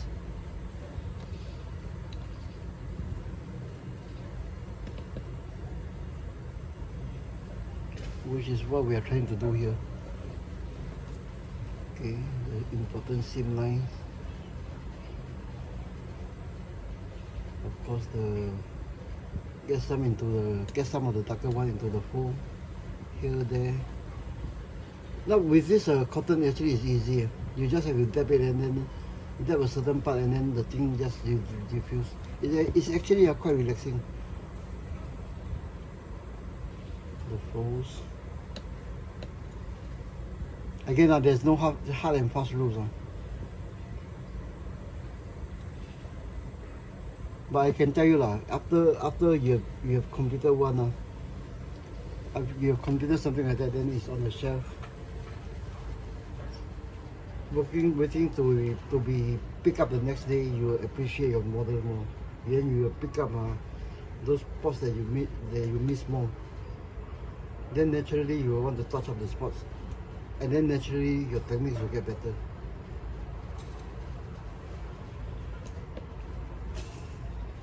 Then another thing I want to touch on is scale hobby. Don't take it so serious. It's actually just a hobby. I do this thing for actually to relax, and then actually for fun. Which is the next thing I want to touch on. You know, when shepherd paint suddenly stopped modeling one fine day. Then I think there's an interview on YouTube. They asked him why. It's very simple that actually I concur with. I will stop doing this the day it stopped being fun.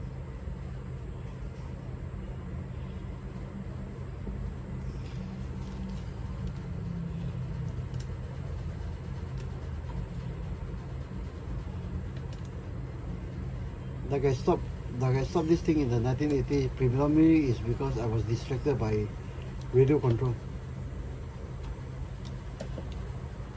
Then actually the interest actually went off the scale hobby, then channeled into radio control. Then somehow doing this become less fun. And then that's why I stopped. And then move into scale hobby. Yeah, this is a radio control, which is a mistake. I am not good at radio control. Spend a fortune there, get a lot of heartaches. You know, radio control is not like those hobby type that you go. No, it's actually the F1 type. Everything is tuned for races. So. It's a how do I put it? It's a like a Chinese unsolvable puzzle with a bottomless pit on your pocket. That's how bad it is. Then, to my surprise, after maybe about 2-3 years inside there, I don't get the satisfaction as I were to build maybe a simple 1/35 tank, a figure. Then of course life gets in the way. I met a nice girl. Then of course we got married, bought this flat, settled down. That was I think about 23 years ago. Have the first kid.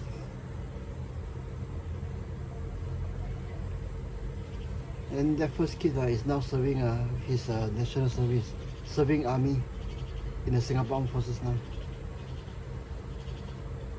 He's the one who do the editing. This session there's no editing. So roughly we have it something like that. Let's go back to the rifle. Does it need a brown wash? Yes, I think it needs a brown wash. So we'll go back to the brown wash. So we'll cover this one.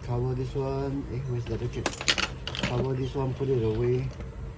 Do brown wash on the rifle, and then I don't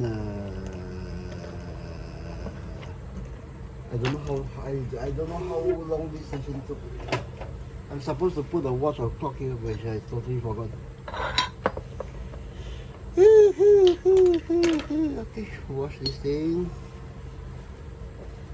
Do the same mumbo jumbo that we do there. Okay, get the consistency right, and hence control the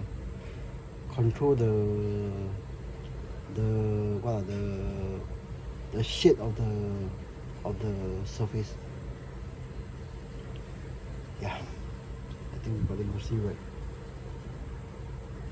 Yeah, okay, yeah, we need that brown.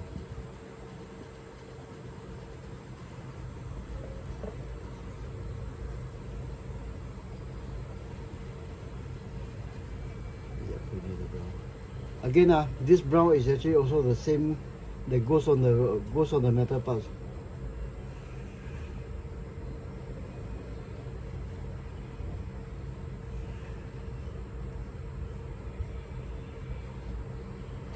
So we'll go over the whole rifle except this thing. Okay. Oh, previously I covered this thing in I think black, is it? So now brown. Now brown into some are not all. You really don't want a dirty weapon. I'm one of those guys who actually will cry out sometimes. How do you use a weapon like that? But I keep my peace because modelers are modelers. The best modeler in whichever's hand is actually in the world is in actually what you are working on. So we have a rifle roughly looking like that.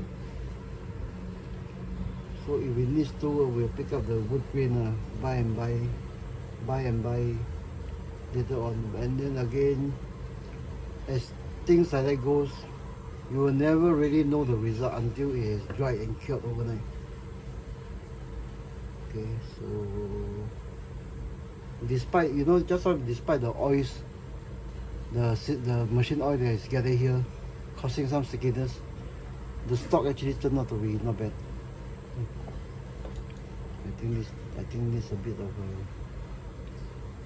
shading here. I'm trying to avoid this 21st century stamping.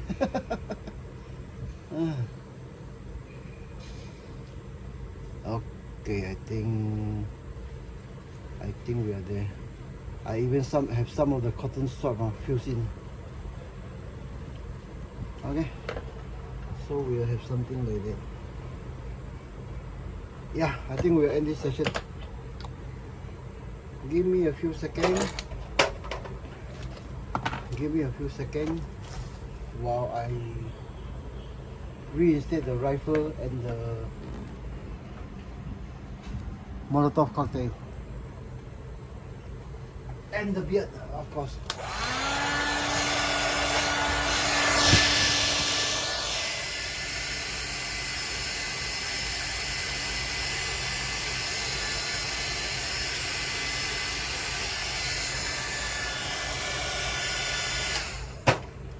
Okay, sort of a reinstated beard.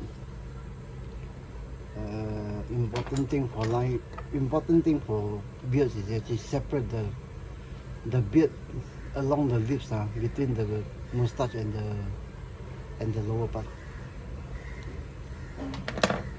Okay, get back one of our DIY stand.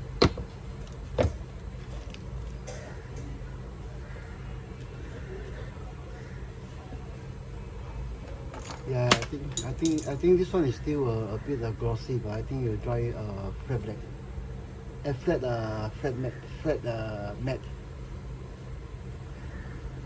Okay, so okay, tidy up this thing somewhat. Separate the mustache again. make him a grumpy piece of worried old man. Okay. So how did the Molotov go? Yep, it's still not dry yet in some part, but it's there. Tissue paper with PVA. Okay.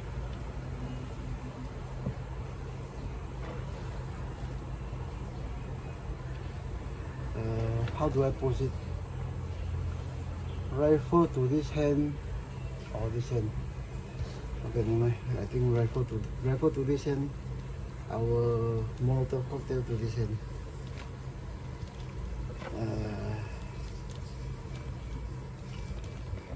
Okay, then the rifle with the now mostly green sling on an unbreakable hand, on an unbreakable wrist from from the original manufacturer.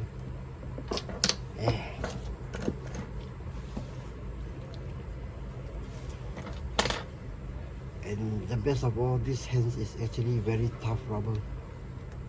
It's not those you know those weak rubber you find in some of the more modern kits. The rubber is actually quite tough. How do I do it? Okay, this way in. Okay, this way in. This way in, the sling out. Yeah, something like that. Actually, I prefer the rifle to be held here. Okay, so get it as in the natural pose as possible.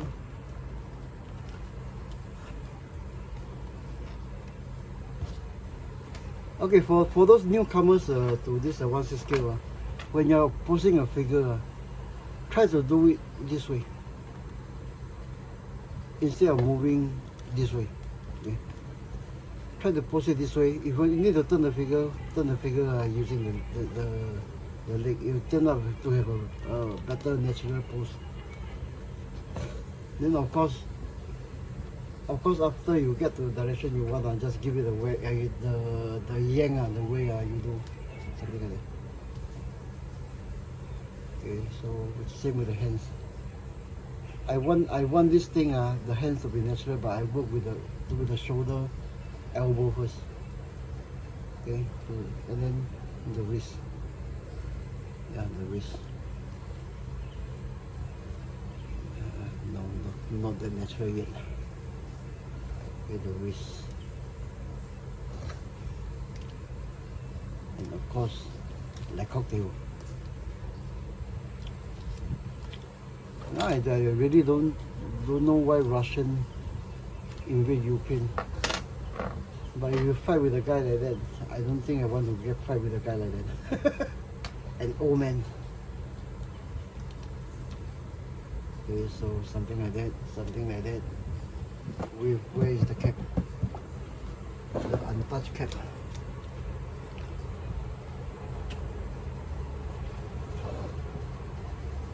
Yeah, I think we got it to a natural pose.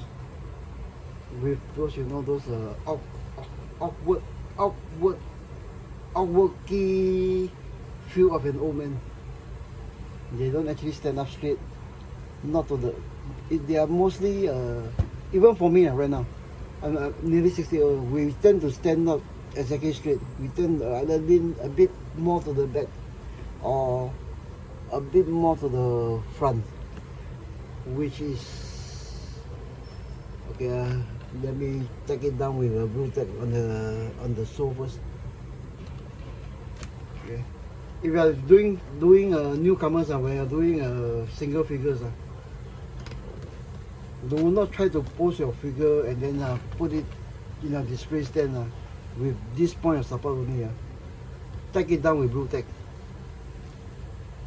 Okay, you can remove them anytime you like, even years after that. 3 points of support instead of just tongue. Okay, you'll find your figure will the post will hold better, then over time the joint will be still very strong. Instead of just supporting one, then all the joint will be fighting against forces. Then you end up with funny looking figures after maybe even weeks. Okay, so right now we have something like that. So I give you guys a quick my screen is turned off. Give me a second. I think you'll see some of my pot belly. I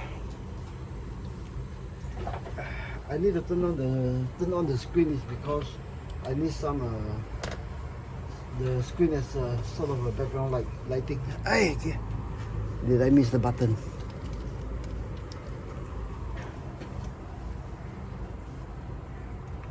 The camera, and I was watching Andrew Kamata, another YouTuber. Turn off the screen, turn off the sound,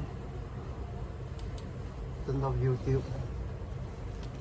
Bring up my turntable. Where is it?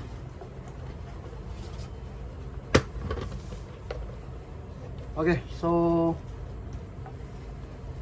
we have the figure like that. Exactly as the, oh my god, it's 2 hours.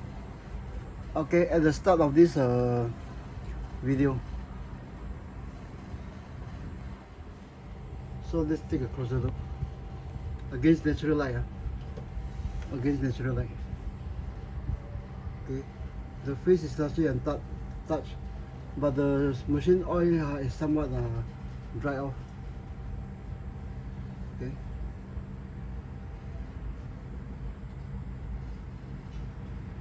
The Molotov cocktail. Of course, it could be weathered somewhat, but it's still yet to be dry. The rifle. The rifle itself with the stem. If this, I think I'll place the rifle on the other hand. You hide the stem, but you also have the beautiful sling that we did with green wash. The hands, okay. The rifle itself. Zoom out. Get it closer. Zoom in. The rifle itself.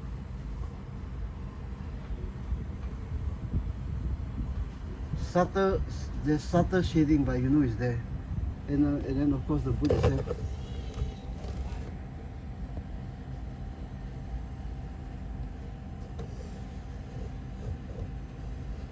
And of course the uniform and the overall.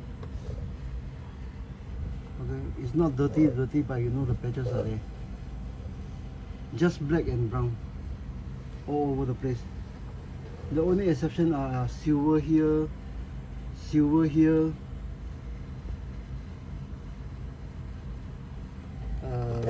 gray here, gray here. But overall, it's only black and brown. So we have gotten to this stage right now. Okay, so I think we'll end this session at, oh my god, 2 hours. But basically, what you've seen is done in 2 hours. Of course, if you do it, or if I were to do it alone, without talking, without having to deal with a camera, maybe about 40 minutes, 45 minutes, or tops 1 hour doing all this.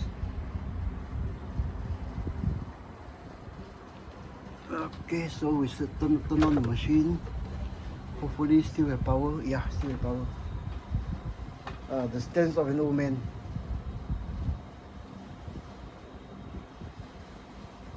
Okay, let's take a closer look. And we'll end the video here. Slower perhaps. Slower perhaps, yeah. Slower your turn. Okay, the weathering is there. Okay, in the sheets. Then if I want, I can go over the those the shadow with a darker black. Okay, so for customizing a figure out of the box, from painting the face, frocking the beard, okay, doing up everything here, 2 hours. And how long? Let's put it below 3 hours. 2 hours 11 minutes for this session. Then the other session, I don't know how long it took, but overall it's something like 3 hours to get a figure out of the box into something like that.